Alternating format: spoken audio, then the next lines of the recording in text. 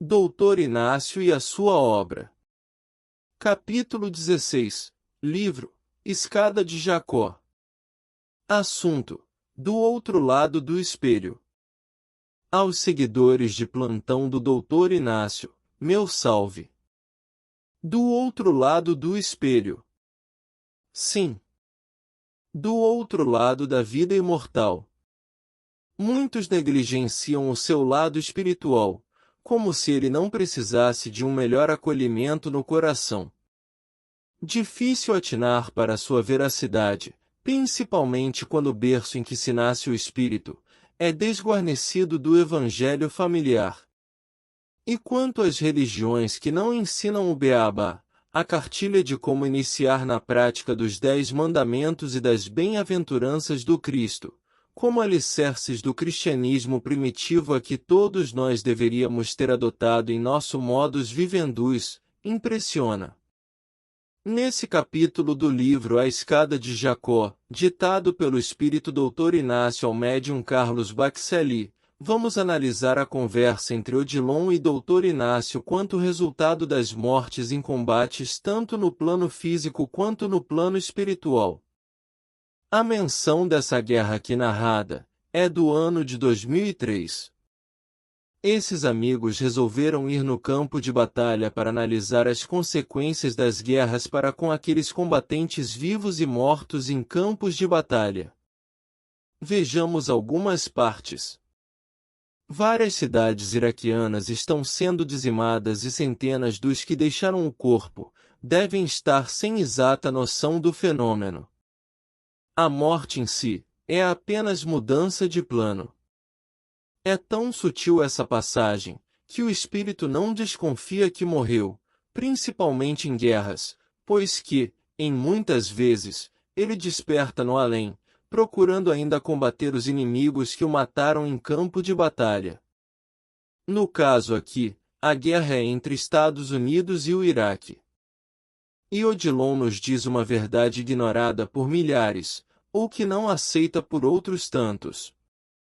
Um embate dessa natureza não cessa com a morte. A região deve estar atraindo milhares de adeptos do islamismo e, sob este aspecto, as forças aliadas estarão em nítida desvantagem. Nas regiões espirituais, o armamento ultrassofisticado não faz qualquer diferença. Existem guerras além túmulo. Difícil de acreditar, mas quando há um desencarne em massa, por exemplo, numa guerra, os espíritos despertam do outro lado do espelho da vida, continuando a alimentar seus vícios, seus ideais por demais aterradores. A morte não transforma homens em anjos, como também em demônios. A natureza de cada um será o juiz da própria consciência. Nada de paraíso. Nada de infernos escaldantes. É o que Odilon explica ao Doutor Inácio. Tudo depende da condição mental e espiritual dos que deixam o corpo.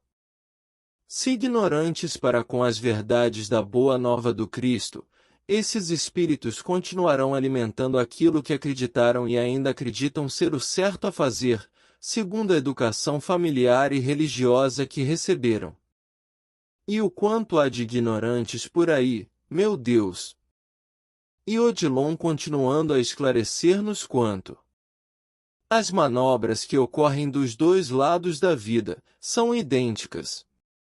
Recorde-se de que estamos nos referindo a uma dimensão imediata àquela em que os homens se encontram vivendo, à medida que se sobe, é que as diferenças naturalmente se estabelecem.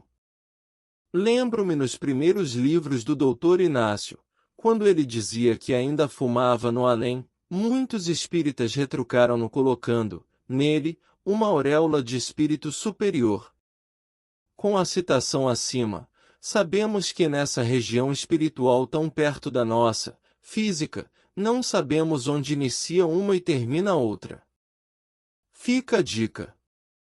E Odilon esclarece que os caminhos que devemos percorrer jazem traçados com admirável precisão pela sabedoria do Criador, já os atalhos correm por nossa conta.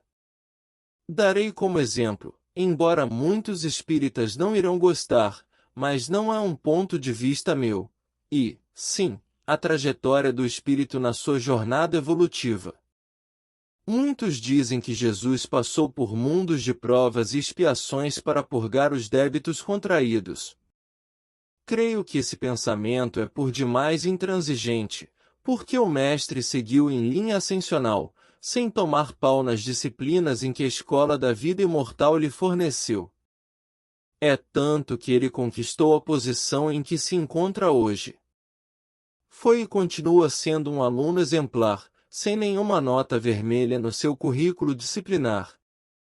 Agora, nós outros. Não precisa nem comentar, não é mesmo? Atalhos, labirintos, servidão, fantoches. Somos peças importantes na construção de um mundo melhor de se viver, tanto terreno quanto espiritual. E Doutor Inácio disse muito bem. Cada qual será chamado a acrescentar-lhe um tijolo. E na falta desse tijolo, a construção ficará interrompida até que cada um ocupe seu lugar de direito na senda da fé e da razão abalizadas, sempre, na boa nova do Mestre, nos ensinos do cristianismo primitivo deixado para nós, sem ideologias, sem rótulos religiosos, sem disse-me-disse. A caridade tem dessas coisas. Ela é livre e não se intimida com as crenças criadas pelos homens que tentam exterminá-la ou prende-la em quatro paredes de uma religião. Devemos nos conscientizarmos de que assim, em nome da causa, do ideal cristão, a qual ela representa, que deveremos hastear essa bandeira em nosso caminho. Fica aqui outra dica. Tudo está em transformação no universo. Décadas atrás, coisas que eram impossíveis serem realizadas, hoje se mostram reais por demais, e deveremos estar preparados para essas mudanças, querendo ou não. O progresso é mola propulsora para a elevação das almas. Devemos, antes de tudo, espiritualizar o próprio espírito, condensado nas absurdidades em que a ignorância o faz passivo da nossa negligência pessoal, familiar, religiosa, cívico, e por aí vai. E deixo para reflexão o pensamento de Odilon: a descrença do homem em relação à vida depois da morte é fruto de absurdos e ingênuas concepções a respeito dele, principalmente no mundo racionalista de hoje. Quem continua aceitando a ideia de céu e inferno?